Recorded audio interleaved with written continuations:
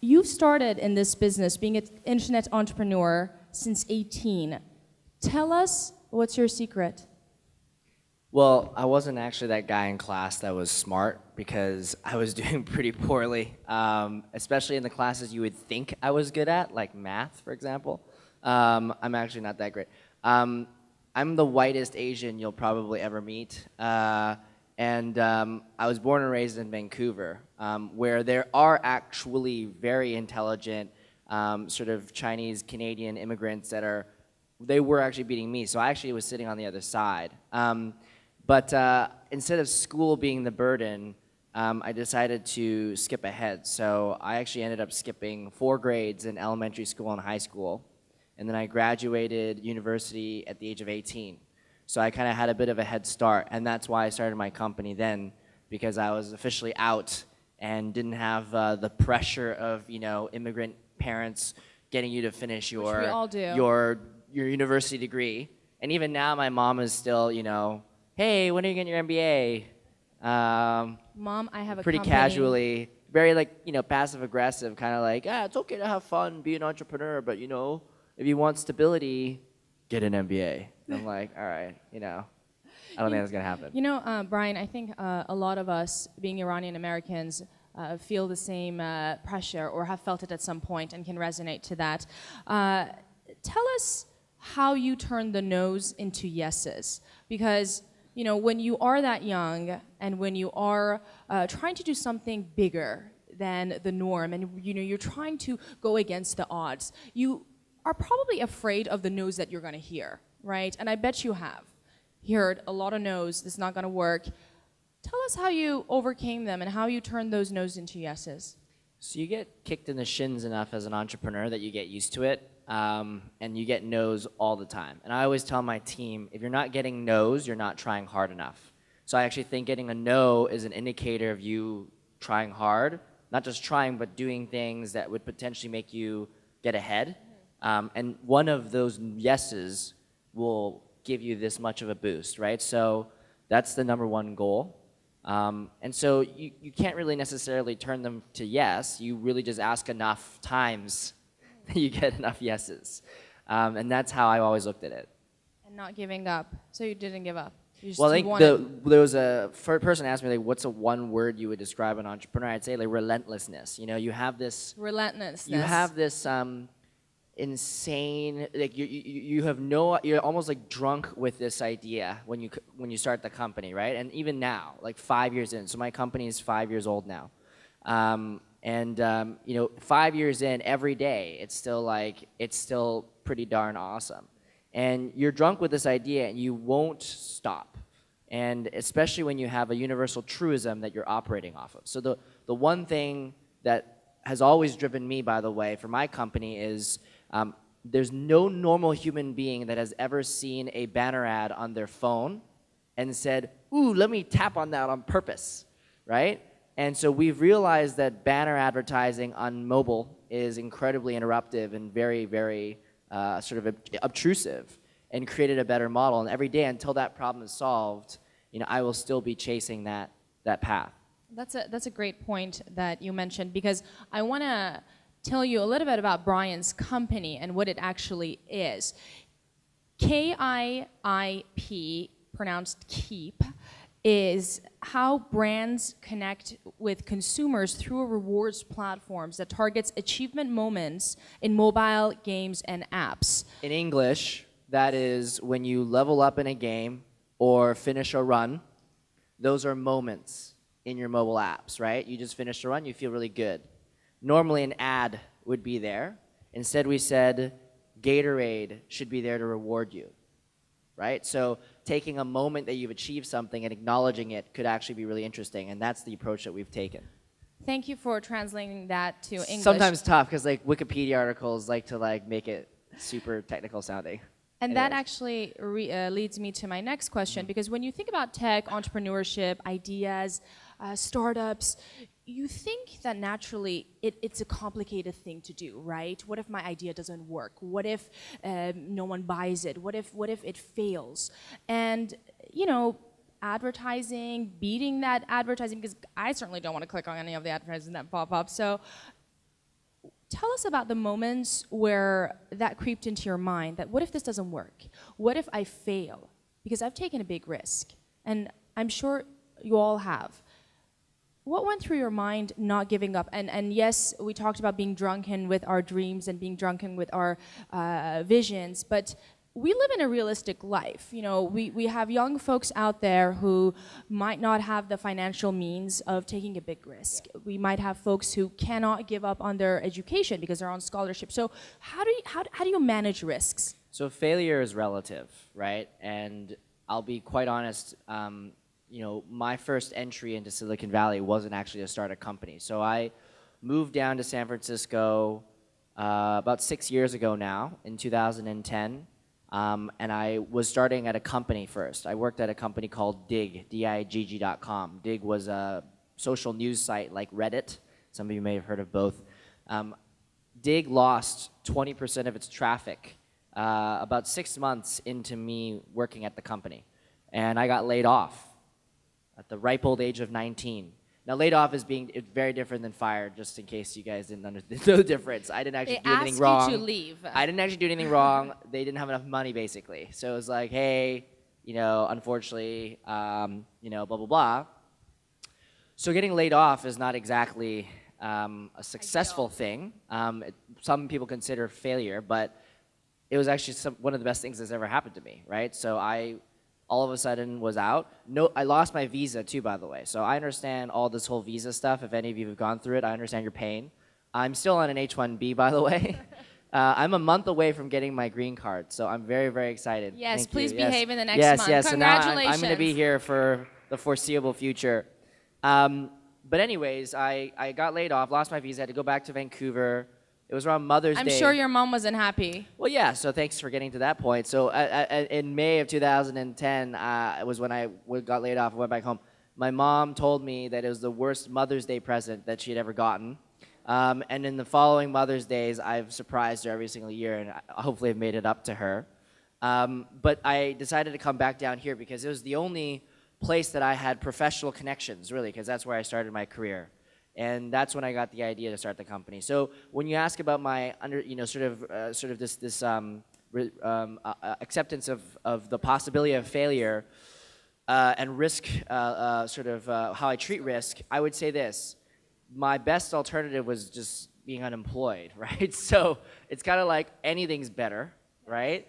And the one question that I think entrepreneurs are really good at asking themselves, if they're totally risk-loving, is what's the worst that could happen, right? Because let's be honest with each other. Many of you, because we have immigrant families, went through a lot of hardship to get here and to put us into these amazing, comfortable situations where the only worry you have is my Uber is going to take more than 6 minutes to get here, right? Like, there's a lot of other things that now we have settled that the only thing we need to focus on is creating really, really cool things. Right. And that was really kind of what I felt at the age of when I started the company. I was 19. I was like, well, I have this time now, right? I'd gotten out of school early. I've got a few years to go and screw around and see if I can come up with something good. Mm-hmm. And luckily, it's worked out. But even then, if it didn't, it was an opportunity for me to learn as much as I could. And that essentially became the proxy for my MBA. And that's how I explained it to my mom, but she still doesn't buy it. And that's how you won your mom back. Yeah, she still doesn't buy it, but whatever. I want to go back to your family, because as Iranian Americans, we are family-oriented. We care a lot about what our parents have to say. We care a lot about what our parents don't say.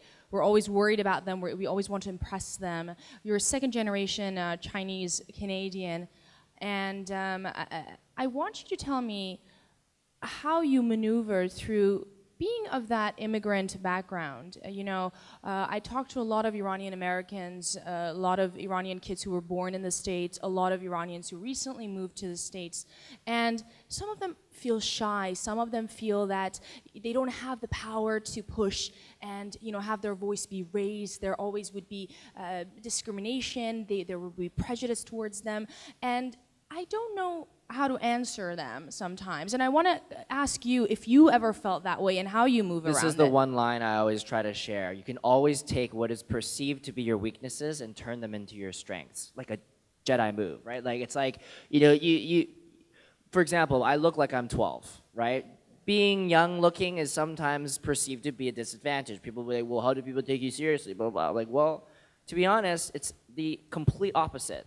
Right now, the fact that I look young is giving me a lot of permission to go into any type of meeting, any type of situation, and there's an immediate expectation that I'm like the millennial, the digital native in the room, and I know how to work this Snapchat thing, and I know how to do some digital stuff. And so that expectation means that I can come up with cool ideas and then really present something that's innovative and get innovation pushed forward. Especially our clients are very top-tier consumer brands like the Unilevers, Procter & Gamble's, McDonald's, Cokes, and Pepsi's of the world. You can imagine such old-school companies are really craving this innovation. So it's actually been an advantage. And the other thing is when you look really young, you can ask a lot of dumb questions or questions in general because you're allowed to ask questions. You have the permission to ask a lot of questions. And you're not expected to know everything, which is also a great thing. So on the corollary, when you look at being an immigrant as well, being different, anything that makes you different is what makes you indispensable, right? You have a different culture you were brought up in. There's different ways to perceive problems, get through challenges, analyze situations. These all came from our upbringing and the diverse culture that we come from. So that's why there's an argument for diversity in the first place, because everyone comes from different cultures and learns about things differently and so can attack the problems very differently. And so all those things are advantages. They're not disadvantages. And so the one thing, though, that also I have to remind some of my Canadian friends, and it's different. You might think that Canadians and Americans are similar. Are they different than Americans? Yeah, very different, and I'll tell you why. Canadians are not that good at boasting, right? We're pretty good at sort of like, keeping to ourselves. We're, Great White North, kind of have our fresh water and our oil and our diamonds. Yeah. But then you look at Americans, they take the tiniest little success and make the biggest deal out of it, right? And so I had to explain to my Canadian friends, listen, when you come here, that's one thing you need to pick up. There's a time to be humble. There's a time not to be. When you're pitching, right, when you're trying to get to the press, that's not when you go, oh, we just, hit, 30 million. Yes, don't be humble when you're coming to the press. Well, yeah, we just passed 30 million users, and, and Americans are like, we just passed 3,000 users. Oh my gosh, the top users of any app for like dog walking, for that includes pizza delivery. And so it's like, they always slice it and dice it to the tiniest category and then talk about themselves as the top 1% or the best of the best. And that's a skill. And we need to learn that, and that's what I kind of picked up on coming down here. But I think, again, having a good balance is extremely valuable. Remembering where you came from. That's the other thing that's very helpful, especially when you're an immigrant, or you came from an immigrant family, or you came from another country, is you have an outside-in perspective, so you can actually sit back and go, wait, yeah, hang on a second. We are kind of spoiled, right? We get our laundry delivered to us in an hour. We get our groceries delivered to us in an hour. We can tap a button, and all sorts of crazy shit happens. And not everyone in the country has this privilege, or even in the world. And so these are the things that gives us that advantage when we can come in from an outside-in perspective. Wow, what a great answer. I just got inspired to do 50 things after I finish this. So please take notes, because your words really, I think, resonate with all of us, especially the sort of younger millennials and younger generations, which takes me to my next question. Given our background, we think we need to be studious, we need to focus on one thing, we need to succeed in the field that we were cut to do. And you touched on this a little bit, telling us how you left school and you did your own thing. But I want to ask you, how is it that young Iranian Americans, having the pressure of their family to go on a linear path, can learn from the mistakes you made and the issues that you look back now and said, I wish I didn't do that, and I wish I would have done it differently? There are no regrets. There are always opportunities to learn, right? Like when you make a big mistake, it's actually, if you didn't do that, you wouldn't have known what not to do, right? And I think the linear path thing and the immigrant thing, I always explain to, again, my other friends who have immigrant parents, is like, your parents love you. That's the reason why they're doing this, because they came to America, to Canada, seeking a better opportunity, a place to create opportunity. And my mom is a nurse and my dad is an accountant, right? The reasons why they did those two careers is because they are literally the most stable jobs you could pick, right? Like people aren't gonna stop getting sick and people aren't gonna stop paying their taxes. Well, they're gonna try to, but taxes are always gonna be around. So they decided to do that for stability. And why they're asking me for stable things like getting an MBA is because they also only understand the whole coming from economic instability, finding economic stability, at least intrinsically, and then trying to superimpose that onto myself and my brother, which I completely understand. What does your brother do? He's in fashion, right? So pretty bold. He works at Wow. You paved the way. How old is he? He's 4 years older. He's 28. Okay, Yeah. so who paved the way for who? Who was the rebellious first? Well, we both graduated university at the same time. Okay. Don't worry, he doesn't hate me. He doesn't want to murder me. He's getting married next June, and I'm his best man, so things are okay. Okay, But great. I think it was both of us kind of realizing that there's a great place that our parents have set us up in. And really putting aside, okay, thank you for the stability, we're so glad we had this, but then it's really doing justice to what they created to do something crazy. Right. That's the thing I keep on having to stress to younger folks. You were given the stability not to do another stable job, okay? You were given the stability to go do crazy shit, right? Like that's really the bottom line.